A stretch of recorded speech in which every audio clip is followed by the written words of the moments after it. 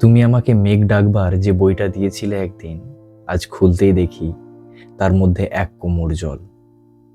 পরের পাতায় গিয়ে সে এক নদীর অংশ হয়ে দূরে বেঁকে গেছে। আমাকে তুমি উদ্ভিদ ভরা যে বইটা দিয়েছিলে, আজ সেখানে এক পাও এগোনো যাচ্ছে না, এত জঙ্গল। গাছগুলো এত বড় হয়েছে যে মাটিতে আলো আসতে দিচ্ছে না। তুমি আমাকে ঝর্ণা শেখবার যে বইটা দিয়েছিলে, আজ সেখানে মস্ত এক জলপ্রপাত লাফিয়ে পড়ছে সারাদিন।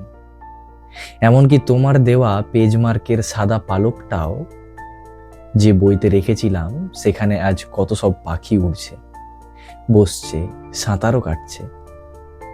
তোমার দেওয়া সব বই এখন মরুভূমি আর পর্বতমালা।